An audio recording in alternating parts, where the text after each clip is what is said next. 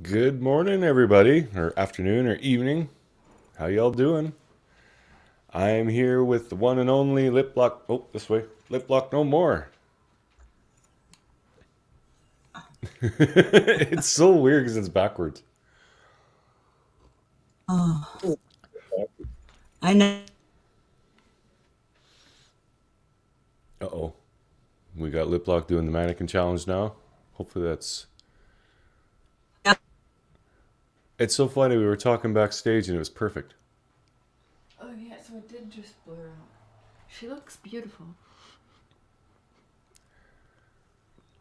And there's Patches. We're having some internet troubles here. That is weird. Hopefully that improves. Okay, am I back? You're there, yeah. We see you. It totally froze up on my end. I'm so sorry. Should I hit refresh? I think you're good now. Oh yeah, it Okay. sounds better now. Yeah, it was just Okay. kind of stuttery for a minute there, but She looks beautiful. Oh, okay. I think we're good. yeah, I think so. All right, so we got lots of people in the chat already this morning. That's good to see. Cotton candy boobs. Oh, you were in here early.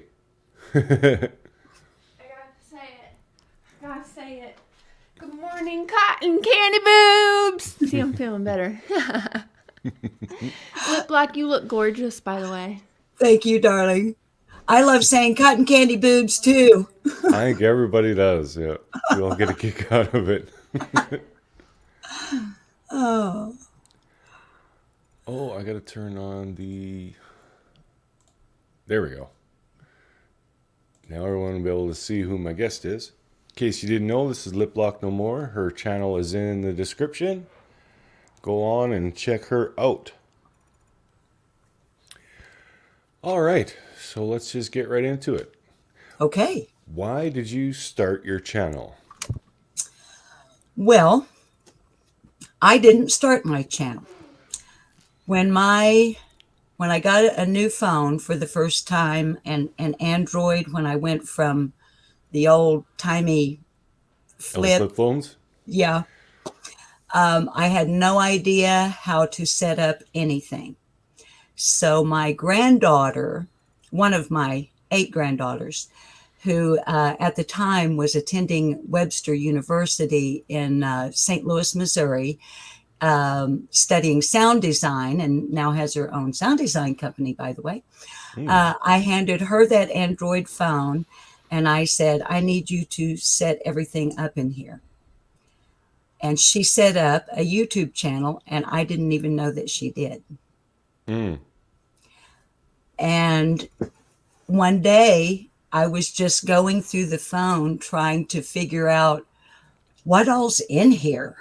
How does this phone work? Because I'm old. Everybody knows I'm 70 years old. So I was born, raised, and lived the majority of my lifetime.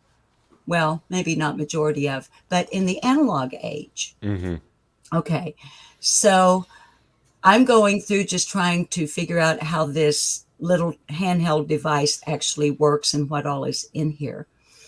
And I became a watcher of YouTube. Then I was asked to be a guest in a completely different genre on YouTube a couple of times. And during the course of that, I discovered I had a YouTube channel with nothing on it. And then the summer Moon Utah Wells case came along. Mm. And I'm retired, fully retired. Um, Part of my career background is as a television news director and 6 and 10 o'clock news anchor or co-anchor. Hmm. I've had 2 television talk shows that were centered on what's happening in our community. Hmm. And so I kind of, and I have a natural curiosity. Plus, I'm a grandmother. And there was something about Summer's case. I had never been involved anything at all with missing children or true crime other than as a reporter Mm. way back in the 1980s. So when I started the channel, I didn't have any content for like a couple of years, I think, or when my granddaughter started. Mm. So my content actually started after Summer disappeared. Okay. And I dedicated on my About page, a person will see that the channel is dedicated to Summer Moon Utah Wells. Mm-hmm. You know, I talk about a number of other issues. I don't know. Let's see. CSA. I Mm-hmm. don't know how you want me to say things. I talk about You don't. We don't need the abbreviations here. You can just say okay. whatever. I talk about child sexual abuse. I talk about child abuse and neglect. Mm. I talk about not only missing children, I talk about other missing children as well as Summer. I talk about missing adults, one especially here in my state of Arkansas in the U.S. I talk about domestic violence. I talk about being a survivor of rape. And I'm a survivor myself, a survivor of child sexual abuse and of rape as a young adult. So we talk about some really hardcore issues. And the majority of my audience, I'm finding are survivors as well. There are so many, and it's mind-boggling to me. Yeah. I don't know. I grew up in this bubble. I didn't think that this was so prevalent. That it happens so often because I was raised you never ever do anything like that. Yeah. So it's just so far out in left field for me. But so many women have gone through that, and it's shocking to me. A lot of women in my age demographic, very likely at this time in their life, may have endured CSA, but yet have not told anyone. And why I say that is because when women my age were young, you didn't talk about such things for the most part. And my abuser in particular told me, he was my mother's boyfriend. My father had died when I was young. And he told me that if I told anyone, he would kill my mother. Oh my God. And I was only 6 years old. So no one knew that I had been sexually abused until I was in my early 20s. And there are still a lot of women I'm finding in private, not on my channel, but there are a lot of women who confide in me that I'm the only one that knows that they were CSA'd. I can't even imagine what it's like to live with that and keep it a secret, no less, because mine resulted in promiscuity as a teenager and drugs, and then later alcohol, which I'm over all of that. oh, there you go. And have been for years. I have been for years. I sought out professional counseling and therapy back in the mid and late 1970s.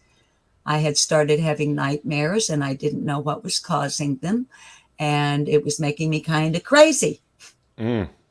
So I sought out counseling where I lived at the time with professionals, and through about a year and a half of one-on-one therapy with a psychologist, not a psychiatrist, with a psychologist, we finally got to the root of it. And my drug use did continue through 1985, but I've been free of drugs since 1985. I still smoke weed, but it's legal weed here in Arkansas. I get it through the dispensary, and that is dispensed to me because I have multiple sclerosis like you. Oh, isn't that something? Yeah. We're MS buddies. Yeah. I have remitting relapsing. And I think you're remitting relapsing, aren't you? Yep. Yeah. So Yeah, actually, I haven't had any major problems in quite a while, so I've been very, very lucky. I've been really blessed, and most of mine is my vision. You know, a lot of people, I do have some temperature non-sensitivity like you have. Mm. I have spots on my back that I can't tell if it's hot or cold. Oh, yeah. Yeah. So, but yeah, I woke up with triple vision on a Christmas Eve in 2005. Mm. Triple vision, and it lasted for almost 72 hours. And It's scary when that happens. yeah, it's kind of freaky. And like you, I really liked the way you described it yesterday in your live stream. I wasn't in your chat, but I was listening. Mm. And you phrased it better than anyone, including myself, has ever been able to phrase it.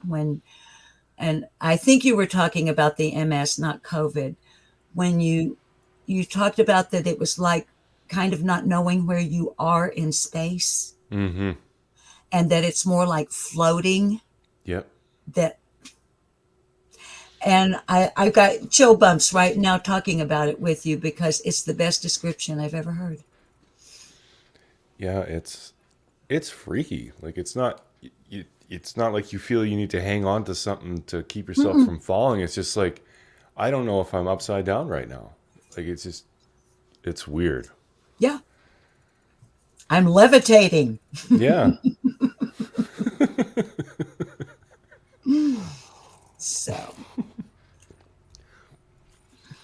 I'm glancing over at your chat as well. Do you want me to respond if there are questions in your chat, or? Oh, absolutely. Yep. Okay.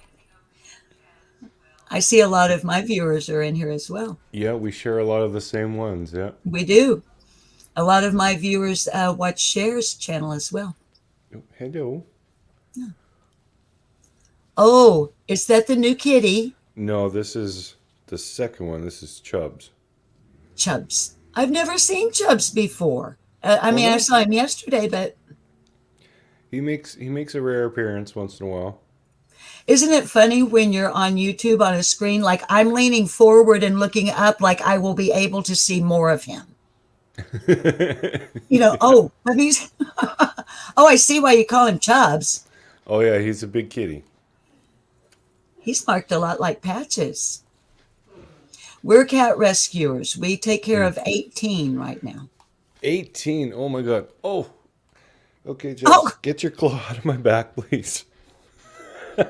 Well, I guess we're just gonna stay like this for a while until he lets go.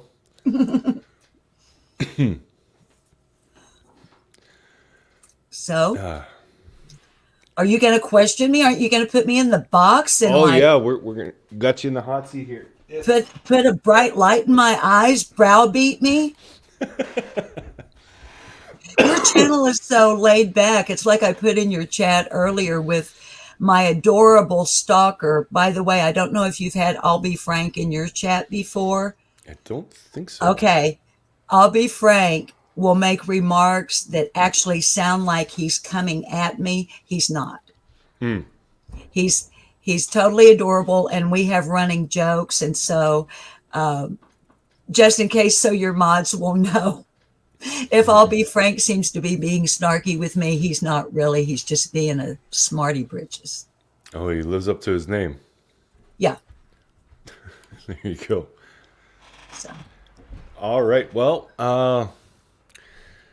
so yeah, you first got into this with Summer Wells, and there are a lot of people who feel that way. Something about this case really tugged at a lot of people and kind of got them off the bench, so to speak. yeah. I don't really know why that is, but what are some of the biggest revelations that you've had as far as looking into Summer Wells' disappearance? Revelations about myself or about the case or people in the case or All of the above. all of the above? Well, My first revelation was the trial by fire when you're an old lady and you decide to go on YouTube and talk about a missing child. Mm. I did not know that there were so many mean people in the world. Yeah, that's true. I do pick and choose who I associate with. And I was brought up in a certain kind of old-fashioned way. And it isn't that I can be really, what's the word I want to use? If somebody pisses me off, my tongue gets really sharp really fast. Mm. But I have to be provoked. I have to be attacked. Okay. Mm-hmm. So when I started when I came onto YouTube with a good heart, good intentions, a clean mind, a written mission statement, and a goal, which was not to find Summer. It is to keep her name in the public eye so that people don't forget her. That's pretty much the bottom line, okay? And being a nice person, my first revelation was how people will come at you in your comment section. Mm-hmm. And if they come at me or they're questioning what I have said or my content, cool. But you will have, and you guys know this, people will come at you. For instance, my jaw will move sometimes in a certain way because of the MS. I got accused of being a meth addict because I have a certain jaw movement in a comment section. Okay. I'm 70 years old and I still have all my own teeth. Okay. None of these are fake. They're all real. And right before the pandemic, I had begun a tooth extraction over here. I'm missing 3 teeth to have a permanent bridge built. Well, then the pandemic hit. I can't go to the dentist. And then my husband has 2 strokes and a heart attack. Oh, and geez. that ate up our health savings accounts, paying the balance after insurance, and we're building that back up. So long story short on that, revelations is they'll come in my comment section or other people like a channel that drags me and talk about how awful my teeth are. Well, when you're 70 years old and you have all your own teeth, it doesn't matter how often you have them cleaned, your teeth gray with age, right? So they'll come in and they call me an old hag because of my teeth. Well, that's just stupid. How ugly I am, that I have dark, dead eyes. I'm a hag. I'm a witch.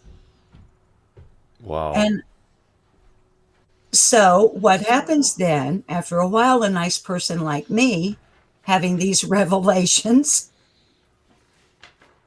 will become provoked and have or feel the need to react. Well, I think anybody would, yeah. But can I say something? Because that's terrible. And you know I've dealt with hate on the teeth situation. I know, baby. I don't understand if I had no teeth. If I pop these babies out, does that mean I care about Summer any less? Exactly, Like, honey. What? That's why I People are said that was kidding. my first revelation, sweetheart, on YouTube, was that people will come at you over things that have nothing at all to do with your content. They'll attack the way Exactly. you look, the way you dress, the way you walk, the way you talk. And I basically am one that those kind of people need to get a freaking life. Mm-hmm. And Wise I feel words. sorry for them, truly, sincerely, when they get to be my age if they continue to be that kind of person, they're not going to have any friends left. Or Right. the friends that they have will be just like them, and they'll be miserable all the time. Mm-hmm. And that makes my heart sad for them. I Yeah, think there's a I lot agree. of hurting people on here because hurt people hurt people. Yeah. And Yeah. it's so true on here. But everyone, it's not like I was a kid, like I was born in 83. You have a problem with somebody back then, you're meeting at a ballpark somewhere and you're toughing it out, right? That's old school. Everyone gets to hide behind a phone, computer, keyboard, and just say hurtful, nasty things. And I am shocked at YouTube not taking more, like, just anyone can make however many accounts they want. You don't have to have your face on there. We put our faces out there. And so we're Yes. on display where these people, we Yes. don't even know what they look like half the time, dogging us, who probably have bad teeth or are, they're all of these things or that they're blaming us for. But if I took my teeth out right now, doesn't mean I don't give a shit about summer. Doesn't Exactly. mean I don't care about other missing kids or that I don't want to be credible or help, It's just Yeah. ridiculous. And you said it. Yeah. A lot of us have had rough past, survivors of something or multiple things in our lives. And when you are a survivor, you go through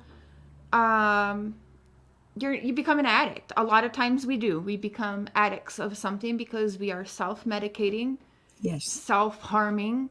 And so when Yes. people put little jabs like that, not everyone can run to the denturist down the road and get dentures when they're bullied over their teeth. Mm-hmm.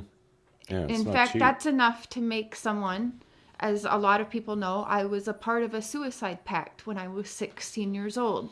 Yeah. And if I had those feelings today, if I was that person feeling suicidal and I went on to YouTube, I can see, honestly, it would not shock me. I don't want to see the day where one of us is gonna do something stupid. I know I won't. I have kids and I know that they need me. But there's some people who you guys know it. There are suicidal people on YouTube today. Yeah. And you say the wrong thing, we're going to see someone pushed over, and then is that going to make people happy? I don't know what I they want. worry. Yeah, I I worry worry about too. that. I Since I've do worry started about my that as channel, well. it feels like they want blood from somebody, doesn't it? Yeah. It's terrible. I even put in someone, I can't remember now who it was, but here recently, I put in someone's comment section, it's a good thing that I'm the strong person that I am, because with the personal attacks, if I weren't the strong person I am, I would have spiraled into a depression and who knows, because there's been 2 times in my life that I attempted suicide. And both times it was because of depression associated with child sexual assault. Okay. And the last time, my husband, and it was years ago now, years and years ago. Okay. This was the early 1980s and late 1980s. But when I woke up in the hospital, my husband was standing at the foot of the bed. And he later told me, he said, the look on your face, sweetheart, when you woke up and realized you were still alive was the most horrific expression I have ever seen on a person's face. Because I really didn't want to be alive anymore. Now, the thing is I'm not that person any longer.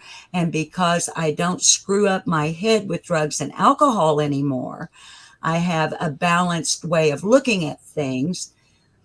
And I've also become adjusted to YouTube, and it either strikes me as funny as hell or I feel sorry for them. It's a very good attitude to have. And once in a while, somebody will really piss me off, but it's not usually a commenter or a chatter that pisses me off. It'll be another channel holder that decides, oh, I think I'll go after Liplock this week and tell everybody she's involved in this huge this 3-tiered conspiracy. It's terrible. People are just getting bored, I think. I don't know how else to say it because it's ridiculous, some of the things. And that pisses me off, too. I do not like when another creator, I don't like to call myself a creator. I'd much rather be called a reporter. But another creator comes on here and does these things and says these things. I do not like that. It's dangerous for some of these people to have a platform. Yeah. It really, really is. Yeah. So I'm like you when it comes to YouTube's terms of service. There's some things I really wish they would tighten up. Yeah. I mean, you guys know as channel holders, we can go in and we can set perimeters as to what words we don't allow. Yeah. Have you guys found that some of those words still slip through? Yes. Oh, yeah. For me, I get called an animal torturer all the time. And I I'm literally like, have that in there. Yeah. And I'm like, I've set my perimeters. These words are not allowed. And it's still, yeah. Save. Mm-hmm. And so I'm like, YouTube, thank you for giving me a platform to speak my mind. I wish y'all would do your end of the bargain. Mm-hmm. They expect us to follow terms of service. They need to follow their end of the contract. Yep. 100%. They really do. So let's see. So Revelations, in regards to Summer's case, was, let's see, let me think. I've never been asked this question. Let me think a moment. I think it would be how many varying, sorry, hard word to say, varying opinions and speculations there are about what actually happened to her or may have happened to her, and the taking of sides. Yeah. That came as because I've sat on 5 juries, and you don't get selected during Vordaur to sit on a jury if either one of those attorneys senses that you are not capable of being fair and balanced. Right. As a reporter, you are expected to only report the facts and not characterize them. Or that's the something people, that's gone by the wayside lately. Okay. News, but yeah. So when I came on YouTube with that kind of so when I saw all of the, in the beginning, I would, if Summer Wells was in the title or the hashtag, I'm going to go watch it, right? I want to see what everybody's saying. And that's when I became aware that this person thinks this one thinks this one thinks that, but they will treat it as if it's a fact. Yeah. Not that it's speculation or opinion. So that was a revelation. But that's why now that I'm no longer a reporter, I'm not bound by the same rules. I've become a commentator now. So I'm comfortable with taking what very few facts we do have. Another revelation, the law enforcement in Summer's case, and how little we've been told. Right. Yeah. So we don't have a lot to work with. No, we really don't. Naturally, that is going to perpetuate speculation and opinions, which I think is awesome. However, I think we all need to be mindful of making it clear that it's opinion and speculation. I agree. Because none of us, except Summer herself and whoever or whatever circumstance was involved in her disappearance, and God, if you believe in a higher power, are the only beings that know what happened to Summer Wells. Well said.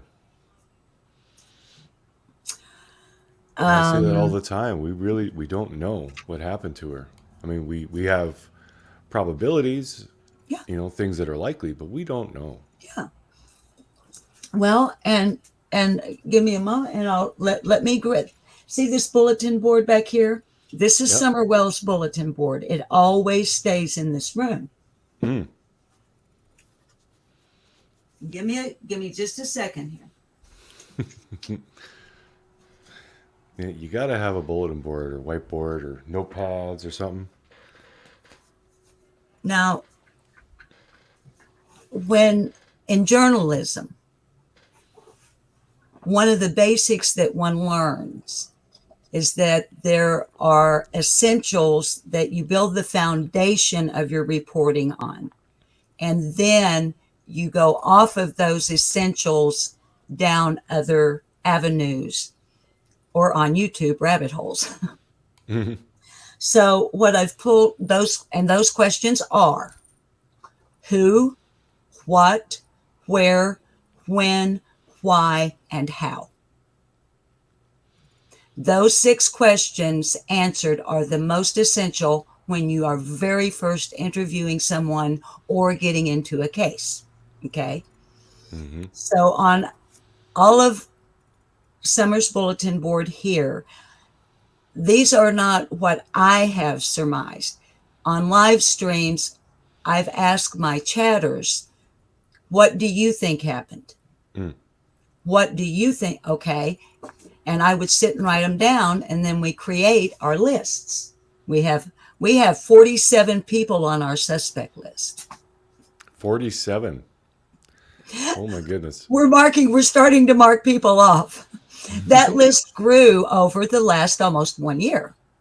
Well, less for me because I didn't start doing lives until I think late fall. But for example, on the what list from my viewers, okay, what happened to Summer Wells?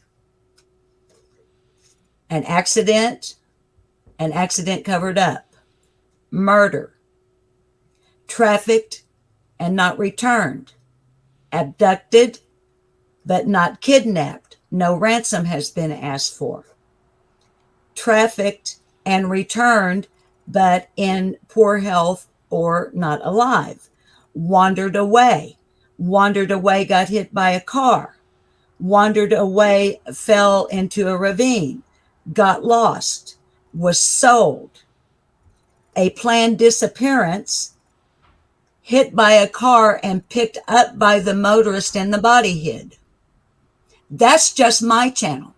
Mm. Now think about how many channels have been covering Summer's case and how many other theories there are. But these are the ones we've boiled down to.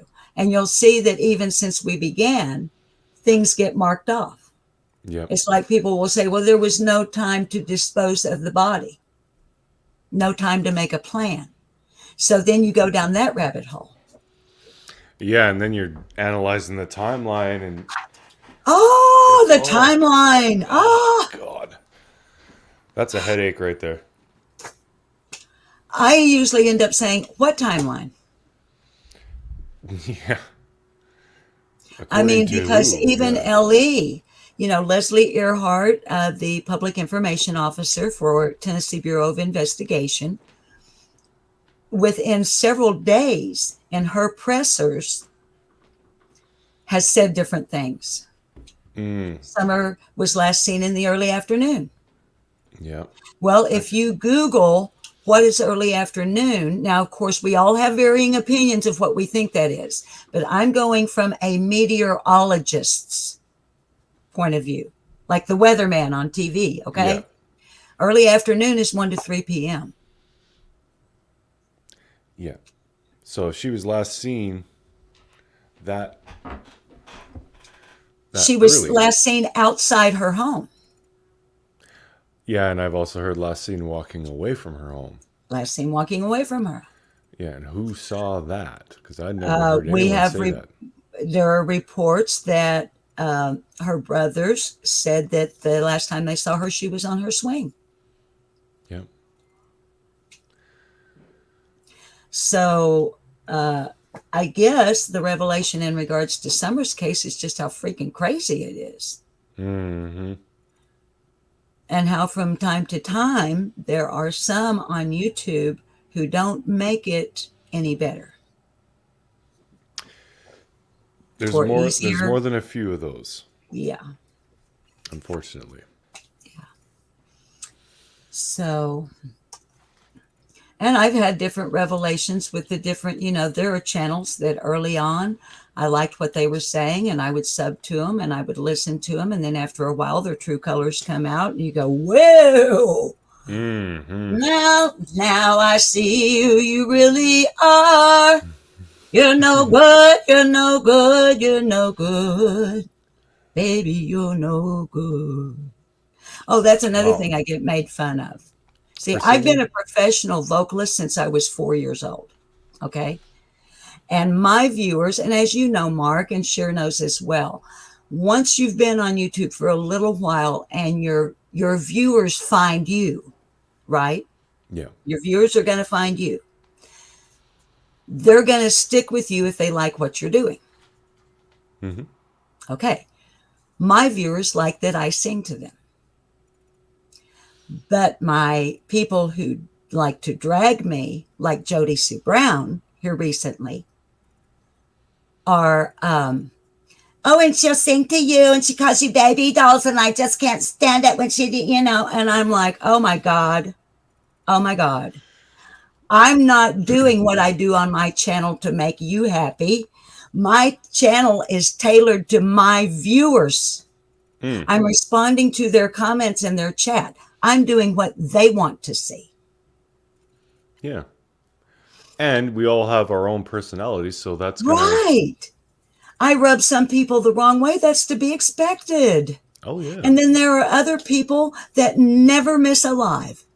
They comment under every upload, and they're the people that will just always give you a bunch of hearts and tell you how much they love you. Yep. So. Oh yeah. There's always. But I always look at it like if someone is leaving a nasty comment or trolling or whatever, and they comment on my appearance, like the beard, how I look so gross or whatever, that tells me that my video is actually good because they can't fault what I said, what information I put forward. They can't find any fault with that, so they have to attack something that has nothing to do with the content of the video. I never thought about it like that. You're exactly right. It means my content is excellent if you attack me personally. I like the way you think. And to whoever insults your looks, and Cher, I know you're listening, and I'm happily married, and I'm in America, and you're not, so don't worry about it. But I think your man is very handsome. Oh, thank you. So I wasn't talking to you. I was talking to Cher.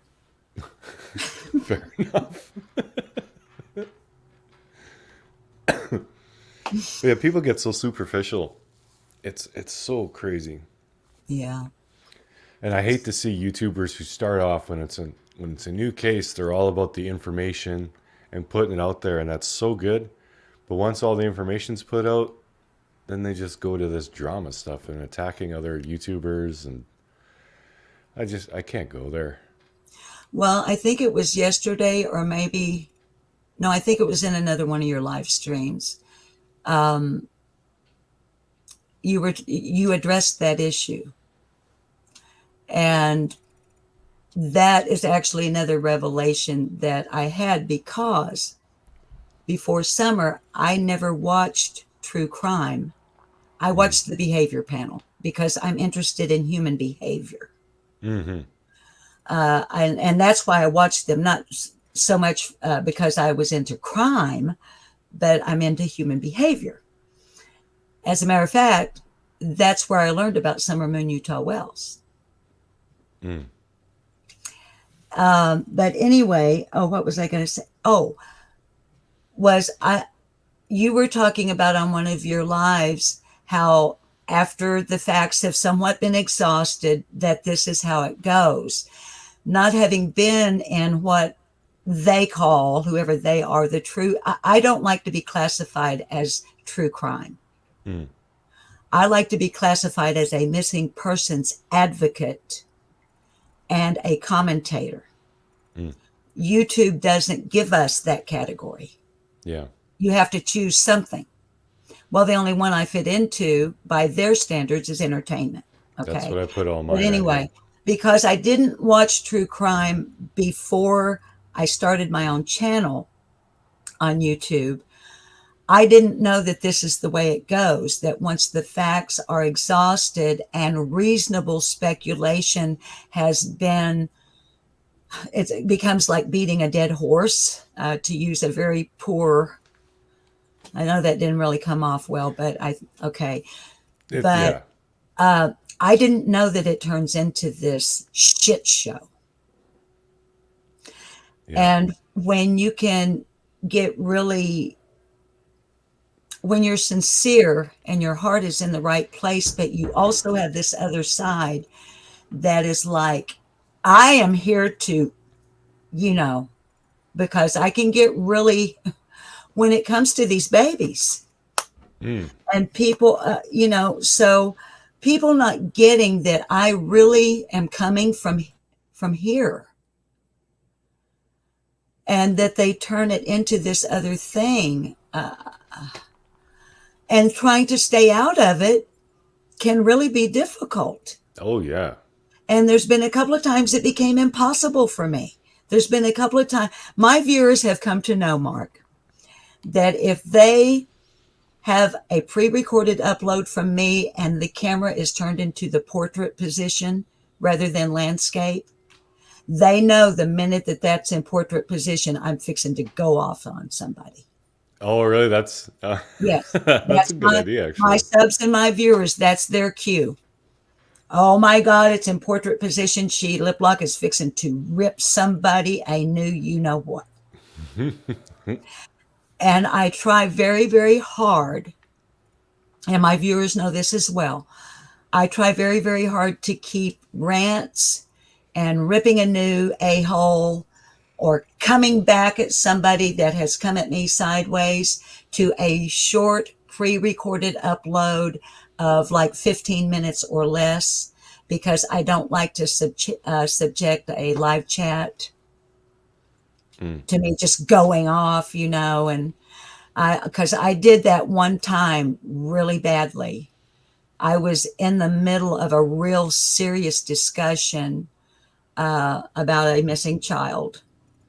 And I won't say the name, but a big channel holder came into my chat with her minions. Oh. And started being really ugly. And I happened to glance over, and I know you're aware of this as well. When you're doing a live stream, once you kind of get into your content, it's very challenging to keep your eyes on live chat. Yeah, especially if you have anything unless they tag us, right? Yeah.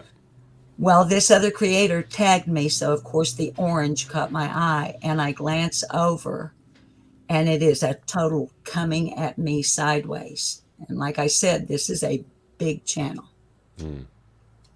And I lost it live. And I came back at that biatch as sideways as, I wasn't only sideways, I was freaking drifting. She tried it again. I didn't block her. She tried it again when I first got StreamYard, and I decided to have some coffee and go on like at 1:30, 2 o'clock in the morning, my time, thinking I'm not going to have any viewers and I can figure out maybe how to use StreamYard. Here she comes with her minions. Now she's blocked. And any of them that I catch or my mods catch. And on that one, instead of going, instead of doing that, I did this. That's right. You're a princess, but guess what? I'm an empress. You know what that means? I have a scepter and you don't. Because what I'll tend to do is I'll come at you, not you, but if you come at me, I come back with the same style you use. I will mimic. Does that make sense? Yeah. Like if you're like, oh, then I'll be like, and I'll take on their persona. So people be like, oh, she needs to take some acting lessons. Why would I want to take acting lessons? I don't want to be an actor. There you go. So,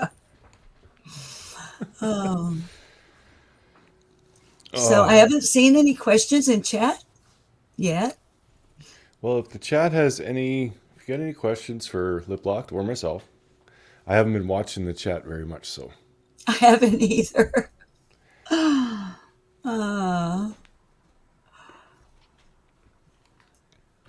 Little Dove is saying JSB is not right. Oh, Cher says she has one. What do you got, that'd girl? be good. Maybe we can we switch? Because I need some more coffee.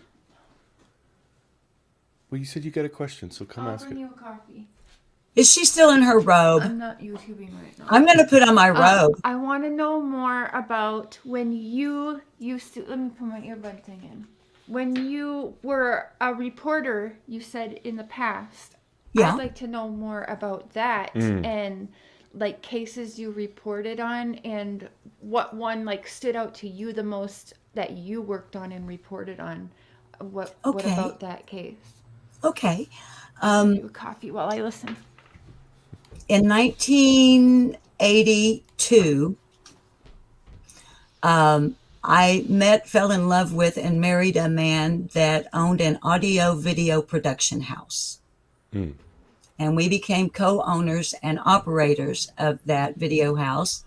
He's deceased now, but his little YouTube channel is still up. It's called Cedar Crest Studio, although you won't see a lot of me on that particular channel. But anyway, so we're an audio video production house, and we're doing things like videotape depositions for attorneys, writing and producing corporate videos like training videos for orientation, like if you're going to work for a corporation and they wanted training videos for like how to safely operate a forklift. Okay. That or that kind of thing. And in the town I lived in, somebody decided we need a television station. And so some of the local folks that already had broadcasting, were already licensed for broadcasting on radio and television, started the local television station.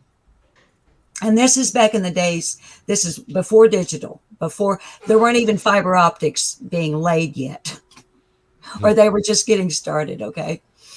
So it's back when people had, people did have satellite dishes. Yeah. But most people had cable. And maybe your audience may not even know what I'm talking about when I say cable. But anyway, so, but it was also broadcast, not just cable.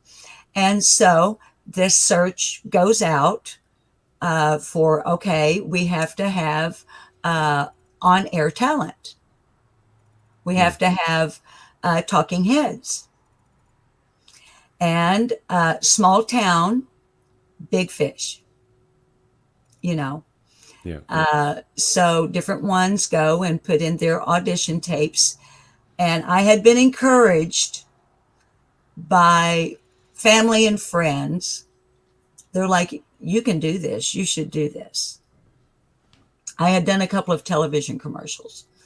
And I was like, okay, but my background working in journalism is newspaper, not on television. So, okay, well, I own an audio video production house. So my husband produces my audition tape for me. Oh, yeah. And so I submitted, and we did some, I had some fake news, and I'm like, and today, and I take on my television persona, and I'm using my diction and my enunciation, and I'm, all of that. And I got hired. There you go. they picked me. So the most outstanding story I covered was in 1984. A major militant, a militia group, for short, it's CSA, which is weird, but it's, let me think for a minute. It's the Covenant, Sword, and Arm of the Lord. Okay. And it's one of these like Branch Davidian cults. Okay. And they had purchased a compound in Oakland, Arkansas, out kind of like in the middle. As a matter of fact, the compound had previously belonged to a famous rock band from the 70s called Black Oak, Arkansas. Okay, this militia group buys this compound and they move in, and they're the type like you can have more than one wife and all kinds of stuff. And the next thing you know, the FBI, U.S. Marshals, the ATF are swooping in, and these people are being arrested for illegal manufacture of firearms and silencers. Oh boy. And they're running guns and promoting this militia type takeover. The government sucks, and so we need to rise up kind of people. Yeah. But with that weird ass religious bent to it. Okay. Okay. All right. So when that happened, I'm just the local girl on the news. We're covering local police reports. A burglary, somebody broke into the pharmacy, and right, that kind of thing. No major crime in this town, just really to speak of, other than burglaries, some sexual crimes and that sort of thing. Maybe someone is killed in a car accident and whatnot. Plus, we would also report national news and a little teeny bit of world news off of the Associated Press news feed, which back then was a ticker tape.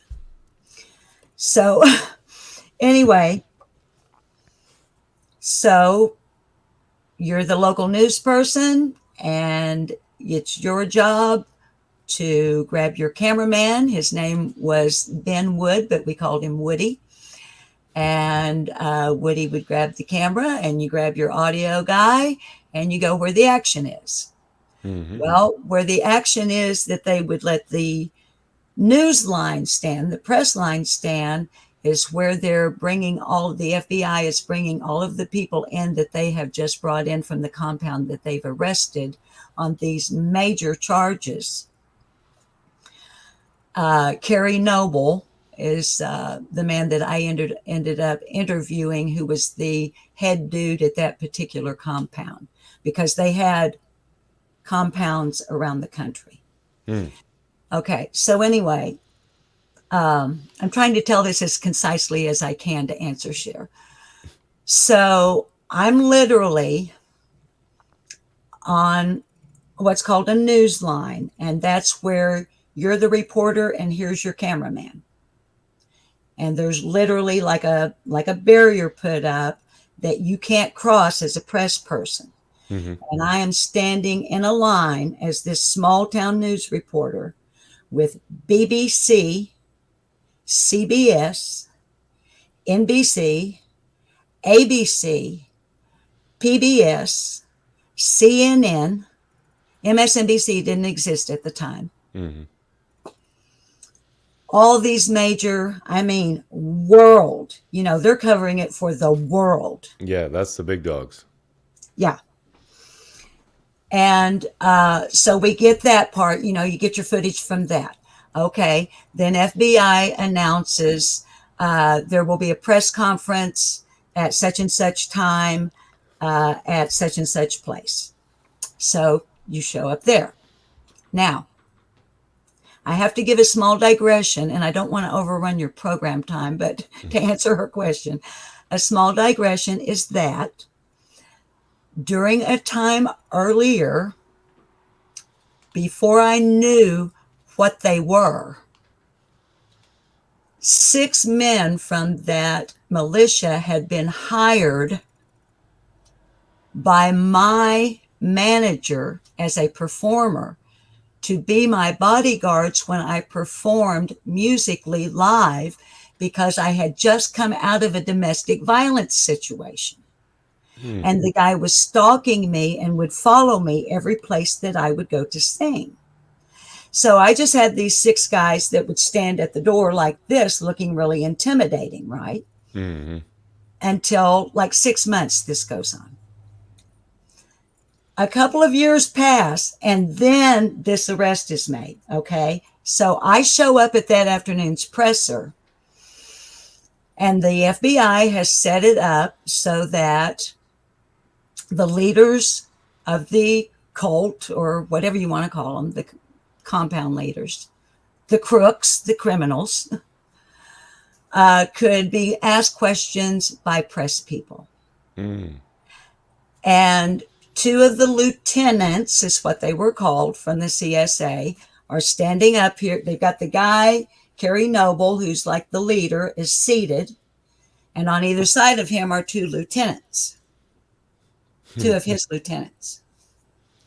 Both of them had been my bodyguards. Oh, wow. So, a couple of years before. So one of them, Gary, who was a really nice guy, kept looking over at me, and he would he's like this, but he would go like that to me and smile at me. So CNN and CBS and PBS and BBC and ABC and NBC, the London Times, not the London Times, the London Sun, which is like the Inquirer here, and all of these different rag newspapers, all of a sudden they're like, who the fuck is she? And why is he, you know? So then they start coming and interviewing me. Oh, wow. Because they want to know. They're coming to my office as a news director at the television station, because they're like, who, you know. So anyway, then, because I'm the only news person who knows any of these people involved with the CSA, that guy, Gary, comes to me, the lieutenant, and he says, Kerry has decided you're the only news person that he will give an exclusive interview to. Oh, wow. So, my claim to fame that JodieSue Brown would like to minimize, like I think it was yesterday in one of her lives, one of her many lives, she said that I spent a couple of days doing the news. Oh, wow. Because she likes to minimize, you know, if you have any qualifications, she's going to minimize that. So my one of my claims to fame, if there is such a thing, is that I am the only news reporter in the entire world to get an exclusive interview with Kerry Noble, head of the CSA, while they were being held by the FBI. I got the interview with permission from the FBI. I drove to where they were being held at the Holiday Inn, because it was the FBI rented the entire Holiday Inn to house all of these people, because there was no place to put them in the jail. Oh, yeah. It's a small town. You got like 20 cells, right? And you had wives, you had concubines, and you had many children. So they're not going to take these women and these little innocent children and just stick them in some dark hole somewhere. So the FBI, as JodieSue likes to call them, the feds. I like to call them what they are with due respect. There you go. The Federal Bureau of Investigation rented the entire Holiday Inn in our town so that the women and especially the children would have a safe and secure and comfortable place to be housed until they were able to sort out the wheat from the chaff. Mm-hmm. Who can we let go? Right? Okay. Yeah. So I drive to the Holiday Inn from my recording studio. I pick up Kerry Noble and one of his lieutenants. The FBI follows us to make sure we're safe to my studio where we're all set up. And Kerry Noble and I sit down on the sofa in the control room. We didn't go to my set. I had a set already at that time for my talk show that we produced there in-house, Mm-hmm. and then would distribute. We syndicated it. But we just sat down on the sofa in the control room, very casual. I just wore like jeans and, just kind of not looking all professional and all of that. And Kerry and I just talked. And Cher, honey, it was the hardest time I ever had being a journalist and keeping my opinions and thoughts to myself and only asking the questions and recording the answers. Mm-hmm. Because this guy was talking about how the Bible gave him rights to have all the wives he wanted, and he could treat them any way he wanted to. Yeah, it'd be hard not to get So emotional. remaining now of course, and then the FBI escorted them back to their hotel.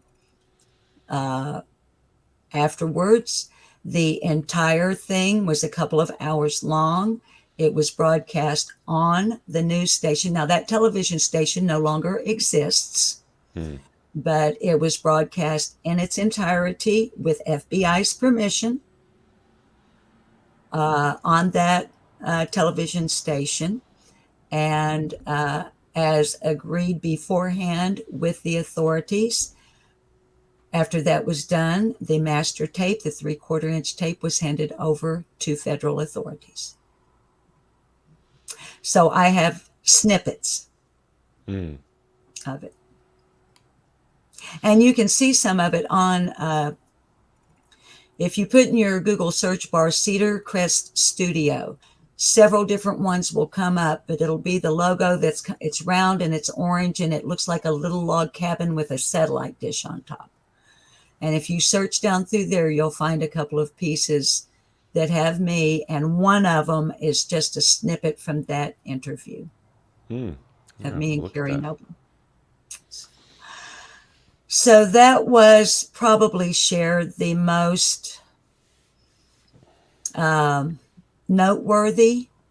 And after that, for radio, for KKTZ radio, up in northern Arkansas, I covered a double homicide. And that was 2 trials because there were 2 perps and they wanted them tried separately. So I covered the trial of Edward Morris, but everybody called him Eddie Morris, was tried. And then there was a change of venue for the mastermind, who was 18 years old, by the way. These were 2 teenage boys who beat to death with their bare hands and feet a couple in their 80s. And and I have, hang on. I'm grabbing something. Okay. I'm old school. Okay. This is my Kevin Burkhart file. Kevin Burkhart was the mastermind of the murder. These are letters from him to me from prison. He's in prison for life. And that was a long time ago. Would have been, I can't remember the year exactly, but I believe, let's see, let me find something here. Well, nothing's popping up, and I don't want to hold your viewers up. But like late 80s, early 90s, and I covered that for a radio station. With the change of venue for Kevin Burkhardt, I had to drive to another town, of course, to cover it. And then I would do a call-in report at news time for the radio station. Oh, yeah. And of course, this was pre-cell phones. Mm-hmm. Some people had box phones in their cars. But so you had to be the one, like when you're ready for the jury to come back with the verdict. It's like literally you're like this because you want to be the first one that gets to that phone to call your people and tell them what's going on. Mm-hmm. Well, I knew one of the people that worked in that courthouse because of my connections through law enforcement, through different towns and whatnot. And so I somehow ended up getting to be the first person to make the phone call using her phone in her office. Nice. To report that Kevin Burkhardt had been found guilty, indeed, of 2 charges of first-degree murder. As a matter of fact, it was capital murder, I think. But I gained access to Kevin, the murderer, through his attorney, and the judge allowed it. It was after the verdict and before they were taking him away. We met in the judge's chambers with the judge, the prosecutor, and Kevin's attorney, where Kevin and I had a conversation wherein he agreed that he and I would communicate and he would eventually tell me the whole story. And in one of these letters, he does. And the agreement I made with Kevin is that when I tell this story, I will not make a penny off of it. It is just to get it out there. What can go wrong in a person's life when their mother, when Kevin's mother is pregnant with him and his father is killed in a motorcycle accident. And Kevin's life went to hell in a handbasket when his father was killed in that accident in 1969. I'm not taking up for Kevin. He did what he did. He did what he did. And I don't have any sympathy, empathy, good, nice feelings towards this man at all. But there are reasons he ended up where he ended up committing murder. And they all go back to before he was born. I mean, his mother was literally pregnant with him when his father was killed. And then life goes to shit. Yeah. And takes him down a wrong road. So those are probably Cher the 2. I always give long-winded answers. I'm sorry. But those are the 2 most outstanding events that I covered as a news reporter. And really Cher, I haven't done this yet. I could use somebody to maybe talk with me about it if you'd be interested, Cher, in talking to me about a murder. Oh, I know that would be right up her alley. I know. And, I was sincere the other day. I think it was yesterday or the day before on my live stream when I said I think Cher would make an excellent investigative journalist. She has the natural inquisitiveness. She's highly intelligent. She has excellent deductive reasoning. And she's passionate. Yeah, she is. And in my book, that's what it takes to do that kind of work. So yeah, I think she definitely has what it takes. And that's where she and I are a very good match, actually, because my end goal with all this is to wind up making documentaries, like interviewing people and stuff like that. So like to have Cher, she can be the one doing the interviews and everything, and I can be, it will work out really well. Yeah, like you're the camera guy or you're the producer, director, like that. See, that's how my husband and I worked together. Yeah. Like I was the copywriter and would do some storyboards, some light storyboards, whatever. But he operated the camera and did the audio. And, you know, he was the producer director and I was the on camera talent and the copywriter. It worked really well. Yeah. And I think you two make an excellent team. And I was really excited about your news that you are officially a videographer. Yeah. Congrats on that. Thank you. So, and you're a musician too, aren't you? Let me turn the tables here and ask you a question. Aren't you a musician? Haven't I seen a music video or two on your channel? Oh, yeah. I did a karaoke version of a song and I actually made a music video. Yeah. Yeah, that was actually a lot of fun to make. I loved it. I like that video. I do. Yeah, I did too. I just hate that every time I play it, I get a copyright claim. But yeah. Oh, yeah. Yeah. Yeah. Well, so I can't ask you to play it then. Yeah. Oh, one sec. What's that, honey? I don't know. So, well, I'm getting to where I want a cigarette and I don't smoke in the house. So are you going to grill me some more? Well, I'm actually kind of wanting to smoke myself, so we can take a quick break. And then if anyone in the chat has any more questions. Are we allowed to do that? I've never taken a break on a live, really. Oh, yeah. I'll just switch my camera. And then What you do can we go do do? your thing. Well, you can just leave it up as it is. Go have your smoke and then... No telling what might walk through. My hubby just came home from a side job, so you could have a guy walk through here. Who knows? But I promise he'll have his clothes on. Well, there's a bonus. Okay, I'll be gone I only need like a few puffs. Yeah, me too. Okay, I'll be back. How many interviews do you see this happening? I will mute the mic just in case my husband and I say something you don't want to hear. Okay. What was that? I said I will mute the mic, though, just in case one of us says something that we don't want the viewers to hear. Fair enough.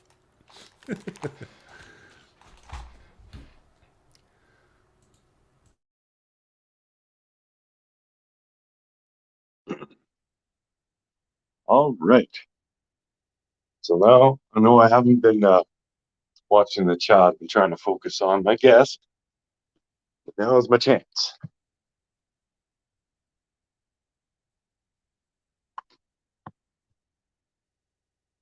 Boring. This has been, I think, one of my favorite interviews because Liplocked has actually done a lot of the things that I want to wind up doing, like interviewing people and like total video productions, and yeah, very interesting to me. But we are going to get back to some more questions about summer. Because honestly, like I said at the beginning, I'm so terrible for watching YouTubers because I have a full-time job and I'm trying to do my channel and we have our joint channel, blah, blah, blah. So I don't have a lot of time to seek out new people to watch. I have never watched her channel. I've heard it a few times because Cher watches, but that's about it. So I definitely want to pick her brain more about what she thinks is going on in Summer Wells' case. And if any of you all have questions for her, put them in the chat now, because I'll be able to fire them off to her when we get back.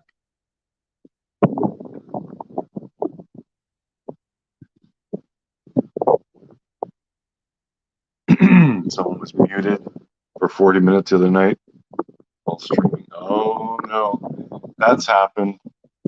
I know Cher and I both have done this thing where we start talking, like we play our intros and start talking, and we hadn't hit the go live button yet. Yeah, it's very easy to forget things.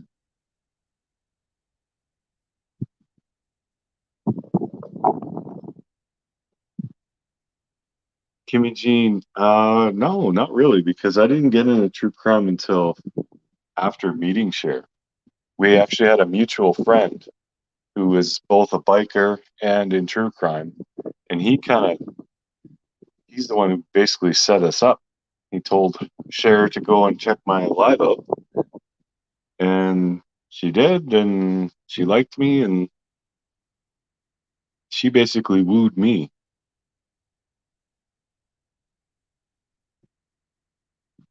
My part-time is 100 better than most full-timers. Well, thank you so much, Maureen.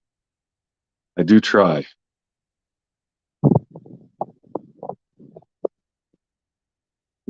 Mm-hmm. I don't, gathering from the way she's been describing how she approaches, she's not looking for the answer. She's just looking to keep Summer's name alive.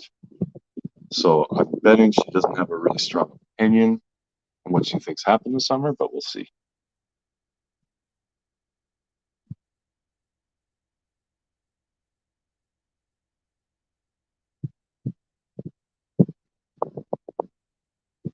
Yeah, she's very captivating when she speaks.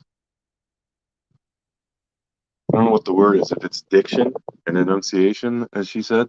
Yeah, she does speak very, very well, and she's like very easy to understand. And yeah, you can tell that has a background in it because of the way she speaks.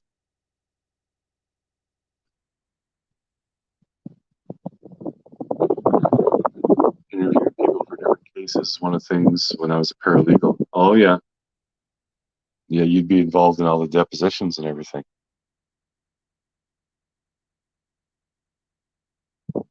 Oh, and she's back. I'm still going. Take your time. Take your time. Enjoy it. It takes me 3 tries to finish one cigarette.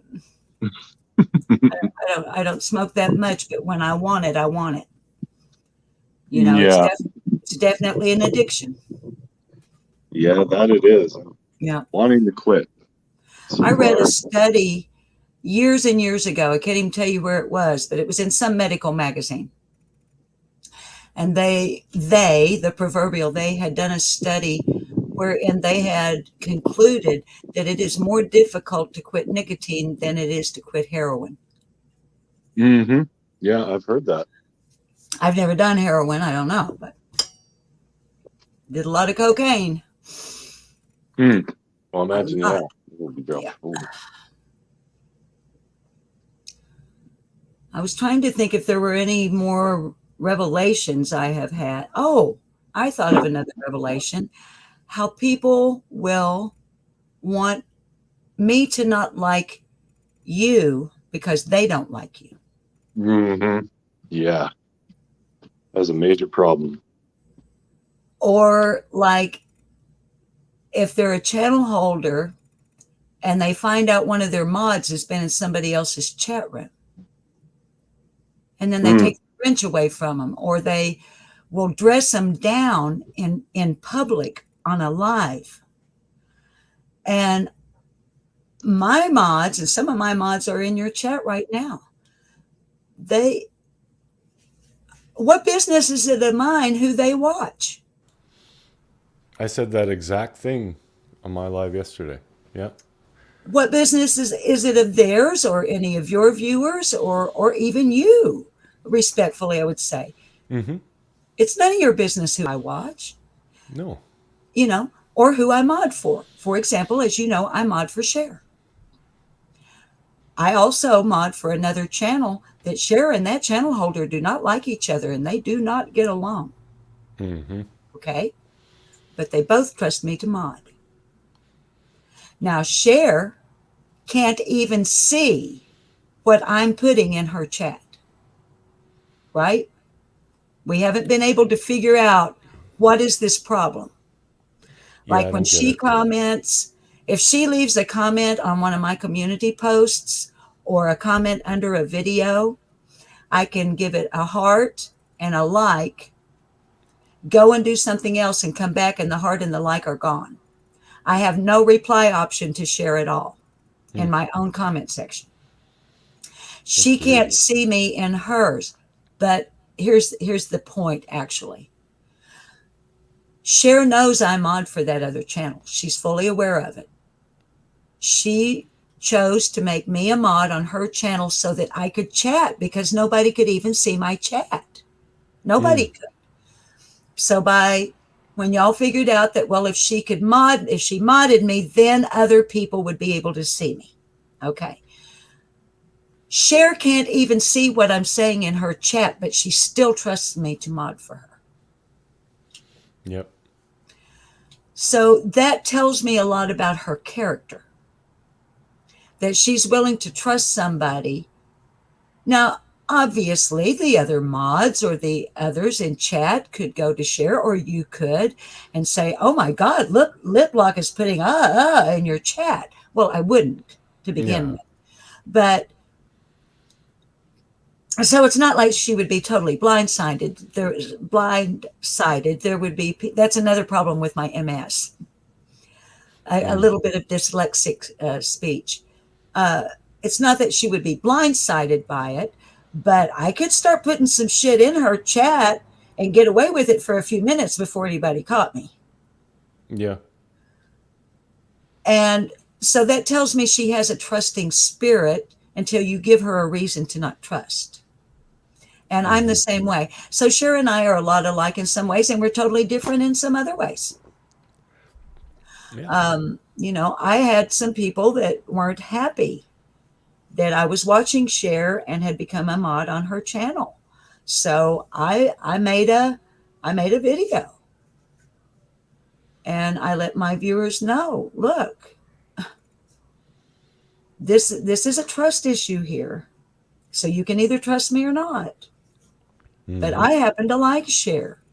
It's okay with me if you don't. It's not my business if you don't. But don't be telling me, oh, well, if you're going to mod for her, then I'm not going to watch you anymore. Fine, don't watch me. Yeah. Fine. So. Yeah. And 100%. the other person that I mod for, that she and Cher clash with each other, and it's Ziggy, just so everybody knows, is who I'm talking about. Ziggy knows that I mod for Cher.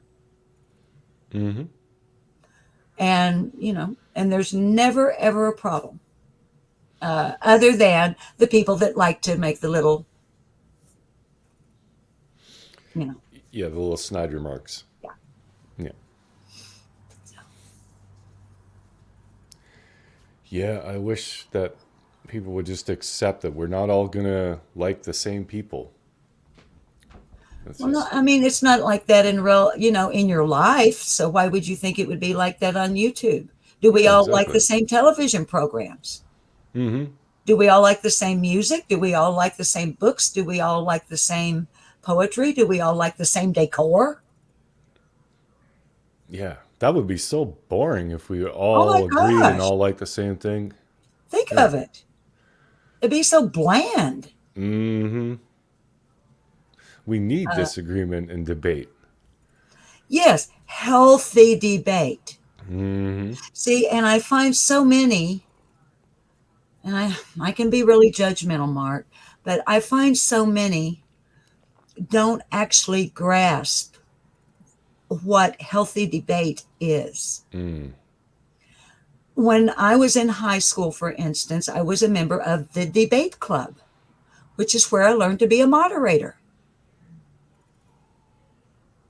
Mm-hmm. A mod has a certain job, and as you put it in one of your lives, it's really not like a pat on the back to be made a mod. It's more of a burden in some cases. It is, yeah. So, but anyway, now I lost my train of thought. But it's just, I don't get, healthy debate. And being a mod, okay. In a real debate, right? Like if you and I were debating right now, you're taking one side, I'm taking the other side, and we have a moderator to keep us from going off the rails, right? Mm-hmm. Just to kind of, okay, you give your side, the moderator, you're timed out, not timed out, but you know, you've used your time. Then I give my rebuttal. Mm-hmm.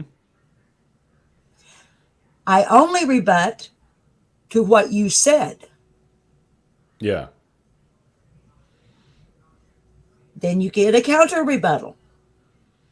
I get to make my points. You get to make rebuttal. I counter rebuttal you. And the whole time the moderator is making sure that we don't go off the rails. That's healthy debate.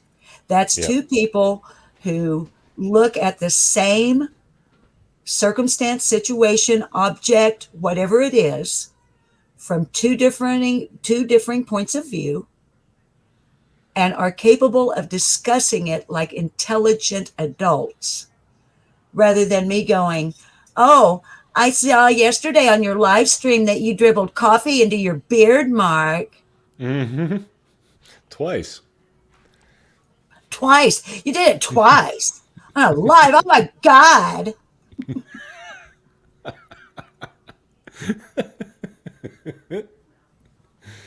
Oh, Lord. But see, why say that instead of, here's what I would say. Mark, I really enjoyed that cool as a cucumber laid back live stream you had yesterday. What an awesome chat room you have. It's so warm and welcoming. That's the Thank goal. you for being just a cool guy sitting in your easy chair, sipping on a cup of coffee, and rejoining with your peeps after not having been well for a while. What's wrong with saying that? Or not saying a fucking word. Just keep your mouth shut. Yeah. If you got nothing nice to say, don't say nothing. You know. And I honestly, I don't mind that people, if people are in my chat or in my comments and they disagree with my point of view, that's good. Yeah. That's them saying, well, here's how I feel about it. Here's how I see it. Mm-hmm. And I respect that. Yeah, absolutely. Not this other funny business. That makes me feel like I'm in high school again and that I need to stand up for somebody. Yeah, it's very childish behavior. Yeah. And I can be childish. I can. Oh, me too. I've had my moments. Yep. Everybody does. Yeah. It's hard not to get sucked into it. It is. It is. I have even addressed my viewers and my subs and said, because I've had viewers that have come to me and said, please don't get sucked into this drama. They could see it happening. You know, like sometimes you can't see the forest for the trees, right? And you don't realize you're slowly kind of starting to feed into this thing. So my viewers were giving me a heads up. We don't do this. This is not you. This is not who you are. So out of respect for my viewers, I tried not to get all snarky, but it's also, I'm a Scorpio, so It's going to happen from time to time. it's going to happen. Yeah, that's how I am. I can ignore it and play it down for a while, and then once in a while I just have to say I can't take it anymore. I gotta let loose. Yeah. Yeah. Well, and like your chatter right now, Maureen Campbell is saying, that she was able to debate and win a debate that she didn't believe. That's what a really good debater can do. That's what a really good attorneys are, basically just really awesome debaters. Yep. Advocates. They're advocates for their client, right? Yep. So attorneys often win debates that they don't believe, especially defense attorneys. Oh, yeah. So, but Yeah, I'd that's say great. majority of those they believe That's really. I don't know if I could win a debate I didn't believe. I think I would probably have body language and micro expressions that would give me away to anybody that was really in tune. You know, they'd be like, "Oh, she's bullshitting." Yeah, that would be very difficult for sure. Yeah. I think I could do it. I think I can be impartial and set aside the emotion of things, which is why I think I'd actually be good with interviewing people. Yeah. Because I can turn that part off. until I'm done. I could sit in a room with a child murderer and just ask him questions and stuff, because I'm curious about the human mind and that aspect of how someone is able to do something so horrific, Yes. where, I'd be deep down fighting the urge to just, reach across and snap his neck, but at the same time want to know how this is possible. Yes, it's that fascination with human behavior. Mm-hmm. You know, how could you? Why did you?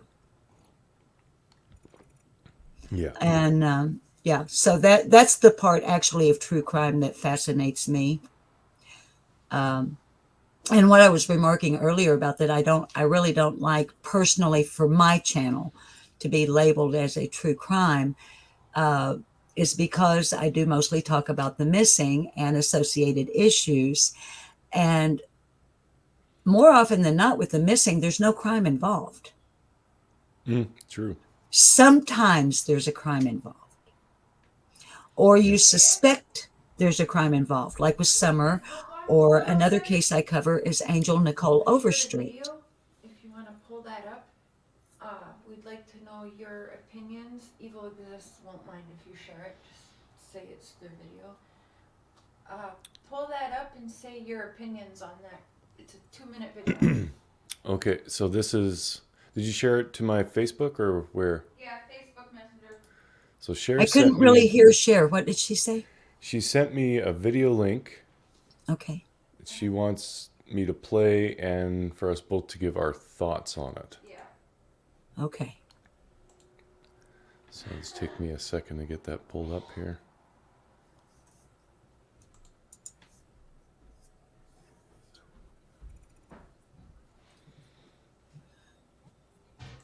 While you're pulling it up, one thing I wanted to say about your ability as an interviewer, when I first started watching Cher's channel was when she was interviewing Donald Wells. Mm-hmm. And that's when I recognized your ability to remain kind of neutral in making a judgment on anything. You struck me as the kind of guy like, I'm not going to draw any conclusions until I have all of the facts that I can get. Yeah. And I really liked that about you. And that you and Cher would not even be in agreement on something, but you were still civil and kind to one another about having a different point of view on a particular area when she was talking to Don. Mm-hmm. So wonder what's going to happen with him when he gets out of jail. Oh, I'm so curious. I'm really, if really he gets curious. out. Do you think that he knows about Candace being on YouTube? Well, yes, he does. He does? Cher has actually told him. Oh, that's right. I remember now. I knew that. I forgot. Yeah. And I'm sure there are plenty of people keeping him apprised of what's going on. So if he doesn't move from where he's at instantly to Utah to be tried for those other crimes, it'll be very interesting to see what he does. I can't imagine him. Well, I started to say I can't imagine him staying there after all that's happened. But on second thought, it's Donald Wells. I do have a jaded, biased opinion, by the way. So, but if he were, let's just say if he were to move, do you think, will he sell the property, do you think? I don't know how that actually works, because I'm guessing It's his property. Split with Candace, since they've been. I looked into community property in Tennessee, and as best as I remember, there is no community property in Tennessee. Oh, so it stays all 100% for him. Now, it's been a while since I've done that research, okay? So I don't want to misspeak, but I'm pretty sure that was the case that I was like, that property's his property. She can't sell it she can't do anything with it, from what I understand. Well, Spring has a good point. The land will be worth a lot of money. I mean, that house isn't worth anything, but the land itself But is the probably land, valuable. yeah. I don't know why they didn't build their house down there where the shed is on the highway, on the, down on the flat part. Yeah, Where if that you would have go been cool. to Google Maps and you go to Street View, and then you drive down the highway instead of going, well, you can't go down Ben Hill Road because they didn't go there with the camera thingy. Mm-hmm. But the street view on Google Maps for that property is in 2013. And I did a whole video on that. There was somebody living there. They had a big garden. They had dogs. Just as clear as day on the street view on Google Maps. And the creek runs right there, and it's big. So I can't quite figure out, well, maybe they wanted the seclusion of being on the hill. I don't know. But if I owned that property, my house would be down yonder on that flat area, not up on that hill. Oh yeah, that'd be a way better spot to have it. And for I've sure. wondered things too, like weird things. I wonder about weird things, Mark. Okay, the Panda swimming pool. Excuse me. A viewer sent me all the specs on it and where you can buy it and all of that business. Excuse me, I have a tickle. It has a 9-foot diameter and it's 3 feet deep. I've been told that they don't have water up there. Are they on a well? Do they have city water? Does anybody know? Where'd they get all the water to fill that swimming pool up with? See the weird ass things. I'm guessing a well, because there are old wells like capped and stuff like that in that area too. So I would guess they got it from a well. But I've never seen a pump house on that property. When you live out in the country, and your water source is your own personal well water. Nowadays, instead of like when I was a little kid, you went outside and you had one of these, literally. You had a pump outside and you filled the bucket or whatever and carried it inside to a dry sink. Okay, but nowadays, if you have your own well, you have what's called a pump house, and it has all of the accoutrement that you need that runs on electricity, and it pumps your water up out of the ground and comes through your tap when you turn it on. I've never seen a pump house at 110 Ben Hill Road. That's true. I haven't either. I'm not saying there isn't one. I'm just saying I haven't seen one. Yeah. Well, I know they have running water in their house, whether or not Okay, they have. so they do have running water. Okay. Yeah, because they were able to take showers and everything. So, and I didn't. But see, I have thoughts like that it doesn't really matter, but I wonder about it anyway. Yeah, me too. I actually just learned not too long ago that while they do have a flushing toilet, it's the lines were very, I don't know if they're too small or if just not well installed, but they couldn't flush their toilet paper. Do they have a septic tank? I believe they do. Yeah. Because usually, see, no. Generally speaking, broad sweeping terms, if you're on municipal water, you're also usually on municipal sewer. And if they're on a private well, they may likely have a cesspool or a septic tank or, whatever you call them. And they probably never had it cleaned out.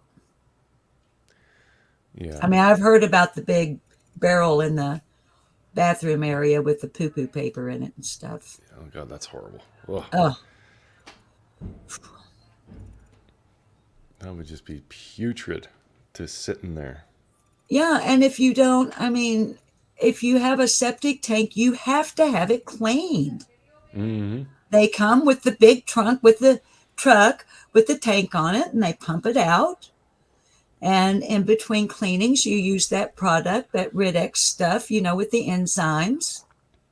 that helps keep things under control.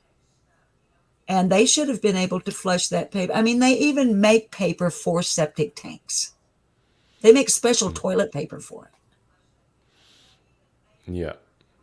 I don't know. I'm sorry, Mark.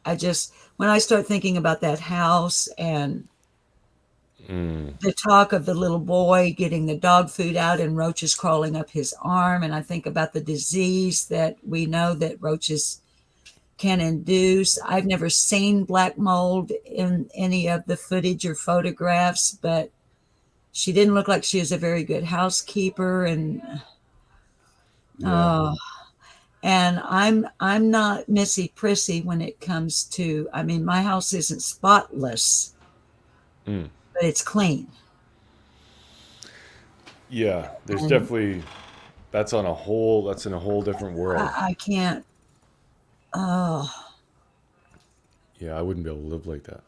the only good thing that I can think of at all, and I think you may be one of the other people that has said this, the only good thing I can think of that has come out of all of this is that her brothers are no longer in that fucking house. Yeah, no children should be in there. All of that video, I have people that are waiting on that. Oh, okay.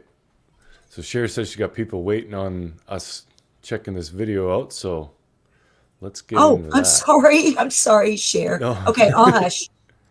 Okay, so do this. All right, let's check this video out here. Good afternoon. I hope everyone is having a lovely weekend. My previous video focused on the emergency call that Candace Bly says she made to 911 on the day her precious daughter, Summer Wells, vanished. I still can't believe it's going to be 1 year in just 10 days from now. Anyway, during the interview with Chris McDonough at the swimming hole, Candace admitted to using her phone to call Dawn, and then throwing it on the back of the truck, running over to Grandis's camper, and using Grandis's phone to call 911. Now, upon reading what many of you have said in the comments, it may have been something to do with Candace and Dawn talking on a Facebook call. No real airtime is used for that, but instead data, or Wi-Fi. With that being said, here is another interesting coincidence about Grandis's phone. All we heard from Candace is that she used her mother's phone to call 911. However, during Hunter's interview, he gave some interesting details about Grandis's phone that I find highly coincidental. He said that at the swimming hole, Grandis was in the truck, calling the phone company, to add minutes on the phone. Isn't it interesting how Grandis started up her phone, and loaded minutes on it, just hours before Candace has to use it to call 911? According to Candace, it is the only phone that can call out. I wonder how often Grandis loads minutes on her phone. Was it a regular thing, since I know she uses Facebook Messenger a lot, and probably makes calls on that, just like Candace and Dawn? Why would she need minutes to call out that particular day? Drop your thoughts. Okay. Okay, what are your thoughts on all of that? I'd never thought about that she bought minutes and was reloading minutes onto her phone. I mean, I thought about that, but I never related it the way that creator did. How often does she buy? See, I don't buy minutes. I just, I don't have that kind of a phone, so I don't have to go add time. Right. So I don't really know exactly how that, but isn't that interesting? How long before that day had she bought minutes? Was she almost out of minutes? So she had to have them. Or was there something going on that she knew later on she was going to need them? Yeah, that makes me wonder. And see, I've always been like, okay, so Candace was what? She was FaceTiming on Instant Messenger with Dawn, right? I think it was Facebook Messenger. Facebook Messenger. But that's something that got me thinking before, but I'll let you get with your point. It's also said that there was 2 more burner phones that day bought. Okay, but here's what I've wondered about their phones, about Candace's phone, to be more specific. why are you using a phone with a server that where you live, it doesn't work? Yeah. If Mrs. Harrer, out of respect, if Mrs. Harrer has AT&T and her service is reliable from 110 Ben Hill Road, then why in the hell doesn't Candace have AT&T? Yeah. It doesn't make sense. So she gets grandma's phone and does the 911. So she was able to have Don on Facebook Messenger. And like he said, it's like a miracle, right? That's never happened before. That they were, but she's, oh my God. Yeah. Take over, Mark. Okay. So the first thing about the 911 call is you don't need minutes on a phone to call 911. As long as you are within the area of any cell tower, doesn't have to even be the one that your phone is a carrier of. If your phone is on and you're within any tower, you can call 911. Doesn't have to be the carrier. So Candace could have used that phone, her phone, to call 911 just as easily as grandma's. That's what I thought. Yeah. I actually used to sell cell phones, like way, way back in the day, but I learned that then, and that hasn't changed. So there's that. But, and there's the other thing also that I just thought of this that's very odd to me. Candace was out looking for Summer while she was talking to Dawn. She wasn't just sitting in the house. So she wouldn't be able to use just Wi-Fi and talk to Dawn unless she just stayed in the house. If she was out driving around looking for Summer, she would lose Wi-Fi. Like I lose my Wi-Fi connection if I get like half a block away from this house. So if she was actually driving around looking at the same time talking to Dawn, she would that call would drop for sure. But if they're on Facebook Messenger while they were talking, is that Wi-Fi or is that is that mobile network? Because I don't have. Go ahead. I'm sorry. But yeah, if she could use her mobile network, then obviously her phone gets a strong enough signal that she would have been able to call 911. So either way, it doesn't make any sense. No, it doesn't.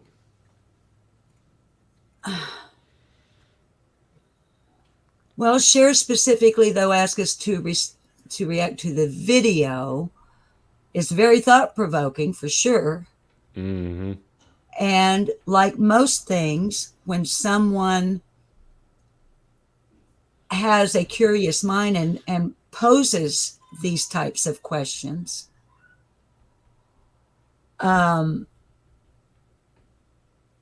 it can provoke thought to the point where you actually end up with more questions than answers. Every time with this case, doesn't matter what we're doing. I'm glad you understand what I meant by that. Mm-hmm. Yeah, now I'm just stuck wondering, okay, well, why the hell did she use Grandma's phone at all? At all. If her phone got good service and she was actually out searching, that kind of makes sense. Like her phone would have worked to call 911, but she wanted to stay on the messenger call with Dawn. Maybe called 911 with her, but then Dawn said that they hung up. Yeah. Because Dawn called 911, so that doesn't work. So was Candace, did they just do that messenger call? Candace stayed in the house and lied, said she was out looking for Summer, but used that messenger call to prove that they were in contact the entire time? I don't know. I don't know. Your guess is as good as mine on that one, buddy. On most of this, your guess is as good as mine. That's all we can do is guess, but that doesn't, it doesn't add up. Another thing that I've wondered about, and it even gets confused in my head when I try to talk about it, is that Candace didn't hear the scream because she was in the house searching for Summer. It's been said, JodieSue Brown says that she heard a scream between 4:30 and 4:42 p.m. Candace says she didn't hear the scream because she was in the house searching for Summer. That would indicate that between 4:30 and 4:42 p.m., Candace knew that Summer was missing. If she was in the house when JodieSue heard the scream between 4:30 and 4:42, Summer was already missing if she was searching for her in the house. Yeah, and there's a lot of weird stuff going with that. And why did the sheriff say that that's unfounded? Well, I find that unusual in that there are 3 people who said it. Now, had it just been JodieSue, I can see by definition of the word unfounded, and a good law enforcement officer has been trained and will pick and choose his vocab very carefully. Okay. Yeah. So with the true definition of unfounded, had JodieSue been the only one to have claimed to have heard the scream, then he could by rights say, look, nobody else heard it, so I can't prove it, therefore it is unfounded. But there were 3 people who said they heard it. So to my way of thinking, you have a person who heard 3 people who heard something, and they all are in agreement about when this happened. They may have different descriptions of what it sounded like, but they agree when it happened. So what that would indicate to me, speculation only, my opinion only, is that Sheriff Ronnie Lawson called it unfounded because it's JodieSue Brown who said it. I think, like a lot of people, Ronnie Lawson doesn't believe a word that comes out of her mouth, or questions everything she says, or when you have someone like JodieSue and others, but JodieSue specifically in this discussion, who does not always tell the truth, one is put in a position of having to decide what is true and what is not. Yep. And that's where people like her, if you'll pardon the term, crucify themselves with their untruths. Because then when you tell the truth, nobody believes you. So what I think is that over all these years of law enforcement dealing with the criminal elements, including Andy and JodieSue in Beach Creek, we know they have criminal records. We know she does. Okay. So we know law enforcement's been dealing with this woman for years. So I think, opinion, that Ronnie Lawson said it's unfounded because I think that he doesn't believe a fucking word that comes out of her mouth. Yeah, sounds about right to me. Yeah. I don't know. Like every single person involved in this case has lied. So I don't understand why they have, because some of them, the lies don't even really make sense. Why they would bother lying, but they do. I think they're covering up other criminal activity or nefarious activity. I did another live that I borrowed. I didn't realize I was borrowing from JodieSue. I didn't know. Somehow I had missed that she had used the phrase "a perfect storm." I didn't know it. But I have a movie called The Perfect Storm. And based on the movie, I used the title of Perfect Storm, wherein I talked in this video about what if not one of those people on our suspect list has anything at all to do with Summer being missing. And they're all just not trustworthy or appear to be non-trustworthy because they're covering up something else that has nothing to do with Summer.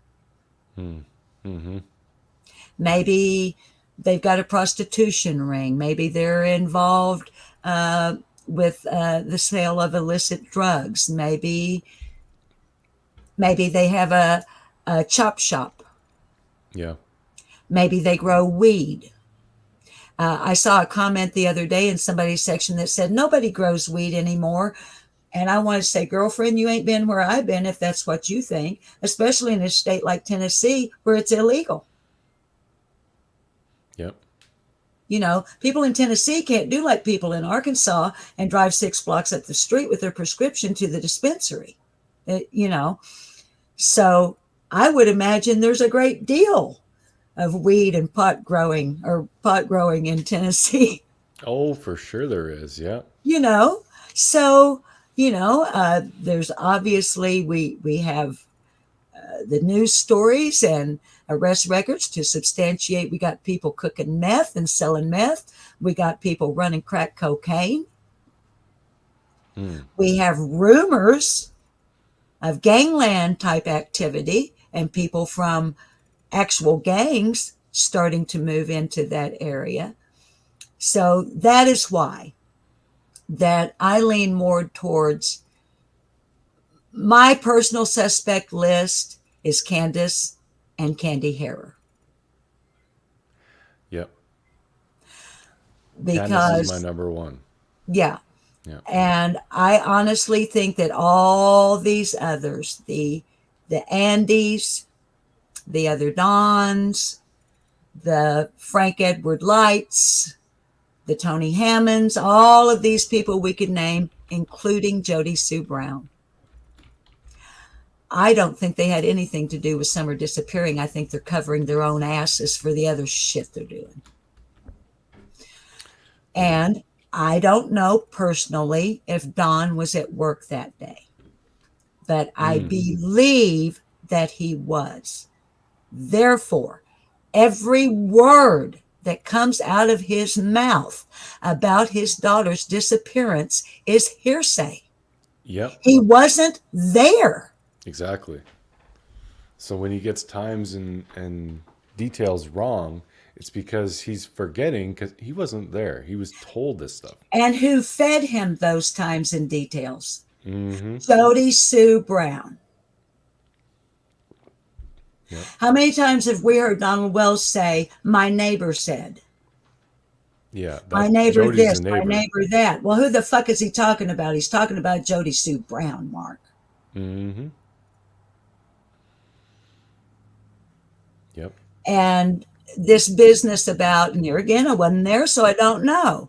But her going to Candace and, you know, and her and Candace talking and getting the time straight or the story straight or whatever all that was about. That is still JodieSue driving the narrative. That is JodieSue making sure Candace says, now why? I don't know.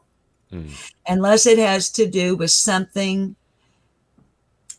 Could it have to do with the fact that Andy Bernard arrived at the same time Donald Wells did on June the 15th? Was JodieSue at the bottom of the drive waiting for Andy for something that had nothing to do with Summer? It could be. But why did Andy and Donald show up at the same time? I don't know. It just, Yeah, God, I don't know if we'll ever find the truth with that one, but I really hate to say this, and it's the first time, honestly, I have said it out loud.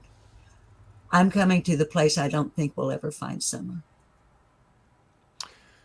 yeah, I think you're And right. by we, it's figure of speech. By we, I mean law enforcement. Yeah, I don't think she's alive, Mark. I don't think she is either. I hope she is. I hope she was taken by the church and adopted out to a loving family. You know, like we want that fairy tale ending. That's But my daydream. That's my fantasy, Mark. Yeah. Is that Robin or someone in the church saw, recognized, and rescued even though that's illegal and all of that, their heart would have been in the right place. And so, like you, my daydream, my fantasy is that she is somewhere being loved and nurtured, educated, well fed, bathed, her teeth are fixed, that she's loved and she knows that she's loved. But what's the probability? Yeah, the probability is low, but there is actually a lot of evidence that could point that direction. Like if you go back to the way back when those church videos were out, whoever was filming in the church, many believe it was Tim Mullen, but we don't know. Yeah. There was somebody filming in that church following Summer and then going back to the parents, and kind of, it's almost like showing, you see, this girl needs, this is her family, and this is her, and so it's almost like an advertisement of sorts for someone to, and not an advertisement for sale, an advertisement for rescue. Yeah. And honestly, I could see a church doing something like that. I can too. So it's not a theory that's really, like, there are definitely more far out there theories than the fact that Summer was quote unquote rescued. My one thread of hope that is a reasonable hope rather than my fantasy hope is that there's absolutely no proof of death. Yeah. There's no evidence whatsoever that she is not alive. Very true. And there are those who would say, well, Miss Susan, you're grasping at straws. You know what? She's a 6-year-old little girl, and I'm willing to grasp at every straw that passes my way on her behalf. Oh, yeah. And some days that thread's pretty hard to hold on to. Like with the little angel Nicole Overstreet that I cover. She disappeared when she was 3 months old. She's over a year old now. But I want her to be alive, and I want her to have been given to somebody that would love and take care of her. Absolutely. So, yeah. And that's the chat that you were just putting up. The username made me think in context of what we were saying there, that hope springs eternal. And some people may call us fools. I prefer to call us optimistic. Exactly. Yeah. Well, there's nothing wrong with hoping. I mean, we know the reality, we know the odds, but it's still hope. And there's a difference in hope and expectation. If we're expecting her to be alive, there's only one thing that leads to disappointment, and that is expectation. Yeah. Hope doesn't lead to disappointment. It can lead to disillusionment, but disillusionment is not a bad thing. To be disillusioned means that you're no longer operating under an illusion. True. Although we may not want to hear the facts or the truth. Yeah, if it's found that she was murdered or whatever, no one's going to enjoy hearing that information. Well, I tell my viewers, and I have always stood by this, and I can't see me changing my mind. Now, anything can happen. But my bottom line is that no matter what happened to Summer, the root cause is neglect, in my opinion. Even if it is that she wandered off, that means Candace was doing something and not watching her child. Yep. And here where I live, if you tell somebody you're going on a run and you don't put on your joggers, you're not taking a jog. You're not going to the track. You're making a dope run. Yeah. I know it's semantics and colloquialisms, perhaps, but I'm in Arkansas and they're in Tennessee. It's pretty close. I live in the Ozarks. They live in the Appalachians. I can never say Appalachians. Sorry for those who live there. But the mom went on a run. We've heard that. You know, she was gone for 10 minutes. She was gone for 2 minutes. She was gone for 20 minutes. She was gone. Okay. Was she going on a run? Is that why she left the house twice? Did she leave the house the first time because she was making a delivery or picking something up? And then she gets back and Summer is gone because she just goes off and leaves her there, and Grandma is having a nap in the camper, and the boys are playing Minecraft or whatever it is that they're enjoying. And how did they have all that? How were they able to play all those online games if they don't have? Well, they definitely had internet. Okay. So they would have Wi-Fi and everything. Okay. I'm a real techno dummy, honestly. I honestly, I still don't understand how an old-fashioned telephone works. So, Alexander Graham Bell, thank you very much. But, well, sweetie, my hind end is getting tired. We've been going over 2 hours. Oh, oh my God, I just looked up at the timer running. Yeah. Wow, talking with you is so pleasant and enjoyable. I had no idea. Me neither. It wasn't until you said your button. I'm like, oh, yeah. I bet your viewers are going, I wish they'd shut the fuck up and let us go. But it's not like we have them chained to their YouTube either. But yeah, it's like, you know how you were saying with your MS, with our MS, that if you lay down too much, if you rest too much, it's like you start stiffening up and it makes it, yeah, I have the same thing. Oh, God. That's so brutal. If I sit here for too long, I won't be able to walk for 2 or 3 hours because my butt hurts. But golly, Mark, thank you. Thank you. I mean, I have truly enjoyed this. Me too. And, you know, if nobody else has anything that they want to argue with me about or anything, I am going to just drop off and go. I'm going to go smoke some weed. Atta girl. I don't go on YouTube stoned. Oh, So, yeah.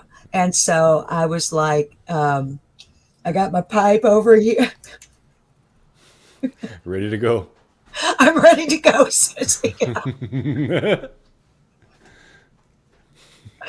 So, anyway, I'm hoping I can get together with Cher sometime because I really, this putting all of this together in a form where I can tell Kevin Burkhart's story and the actual how the murder took place. Oh, that'd be really interesting. Yeah. I think that Cher would be really good to help me get it sorted out. You know, like get an outline and here's how you would want to come at it.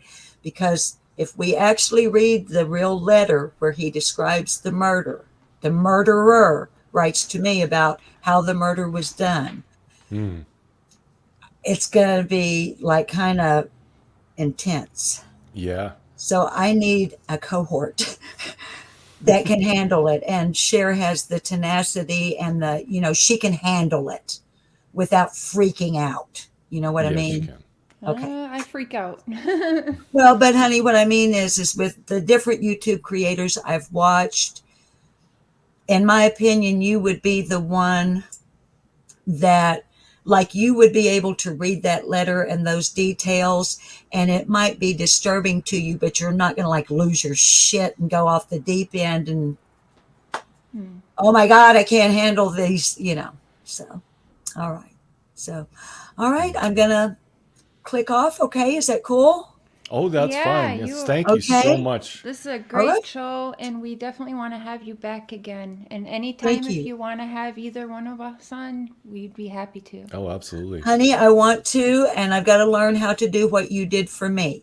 I've got to learn how to send the link privately to you because I am never going to drop a link in my chat. Not with the type trolls, the few that I Yeah. have, they are the type that it would be, It'd be a disaster. yeah. Yeah. And we so get the but hackers I on would us. love to have either or and both of you. Perfect. Okay. All right. I love you all, and thanks again. Thank you. You Thank are you awesome. so much. Bye. That was probably the best interview I've That's had really good. on this channel. That was so good. I just wanted to say hello, but I'll let him close out his show. I'll be live this afternoon. Is that the one with? No, not tomorrow is with Cotton Candy Boobs, and we, let the community fucked up when somebody who never even wanted to do a live, she's actually putting aside her own anxiety and fear to go live tomorrow. So it will be a closed panel, only Cotton Candy Boobs and myself, and of course Jay is welcome. But that's actually something I've been working on this morning. This week I'll be having a very raw, totally blunt one-on-one with JS for Justice podcast. Because people are not looking at the big picture here. And I think every creator, reporter, we should all be very concerned, not using what we're hearing and turning around and bashing and victimizing a victim of, I don't even want to go there right now, but it's terrible. And for the longest time, Jay hasn't wanted to address this disturbing behavior that's gone on towards her. She's actually asked me, like, please don't fight my battles. Please just don't even, don't talk about it. She knows I'm protective of my friends, but I told her yesterday, I said, I've listened to you for like a year damn near and not addressed anything, not said anything, and I can't do that anymore. That's my friend. I cannot bite my tongue anymore. So Cotton Candy Boobs and I are having a Hot Topics tomorrow, and we're going off tomorrow.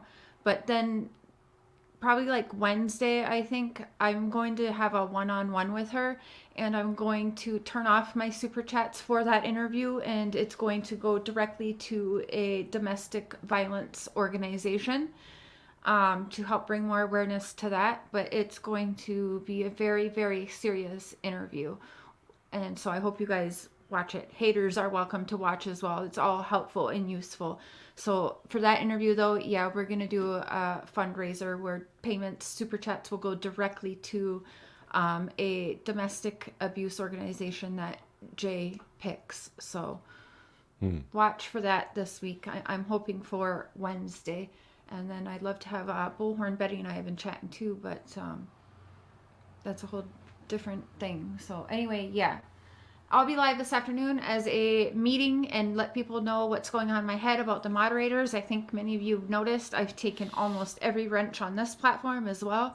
No hard feelings, but when our mods have the power to block people and then I can't get them back, it needs to be people that we absolutely trust and people that we have personal everyday relations with other than YouTube. That's who our mods will be from now on. And I know, like, I have visions. I want to start being taken credibly. I need my moderators to be credible as well, because they basically half own the platforms that they're modding for.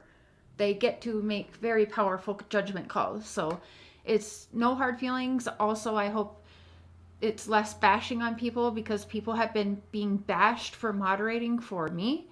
And so we just don't want that. We want everyone to be a part of the conversations and be comfortable. And also what I've ended up doing is taking my mods down that aren't my husband and my children. I have 4 mods. Well, like Shubi Mom, she will always be blue, because she actually, for whatever reason, she buys us lunch like twice a week. So I cannot take her wrench, so there's a couple of that. But otherwise, I've dropped my mods down to 4 people. Like Tammy Barnes, she will always be blue. She started with me on my channel. I don't ever remember ever being on YouTube without having Tammy Barnes support me and be my family. So she will, another who will always be blue. But I will have 4 paid mods now on my channel that will get $50 a month. Should they not want that $50 a month, they will get to pick a organization that I will donate $50 a month in their names for. So that's what it's at for me. Hopefully when they have a little bit of incentive, they take care of the platform, because it is a little bit theirs. So I can't afford to pay anything more than that, but I can definitely afford to give $200 of people who are helping our platforms be great, be credible, be kind, be safe, and all of that. So that's where I'm at. I've been pushed to this. I apologize if you've lost your wrench. No hard feelings. It's just what I feel I need to do for the better of the platforms for everybody. All right, and when are you going live this afternoon? 3:00 p.m., so that's 4 Central. All right, so yeah, Cher's going to be doing another live this afternoon as well. So hopefully we'll see you guys all there. My mods will be welcome to hop up on panel for the meetings. I'll be having mod meetings once a week. All righty, mod meeting. All right, yeah, this was awesome. So a very special thank you to Liplocked NoMore. I really enjoyed that, and I hope we can do it again very soon. And if you haven't subscribed to her, her link is in the description below. Please do so. She's awesome. And yeah, just a very wonderful woman. That was an amazing chat. I really enjoyed that. Oh, and thank you so much, Patricia. And thank you to everyone who gave super chats. I didn't call attention to it during the interview because I was kind of focusing on Liplocked. But thank you very much. Appreciate it. And yeah, we'll see you guys this afternoon on Shares. So until then, this is True Crime Productions with Prairie Boy 77, aka Prairie Boy 77, aka Mr. Cher. I love being called Mr. Cher, by the way, just for all the haters. AKA the Beard of Reason, aka the Voice of Reason. And I see you, J-Mac. I can't believe you did that Centurion, man. That was incredible. But all right. Thanks for tuning in, guys. Love you, and we'll see you later. And have a great rest of your weekend. Later, peeps.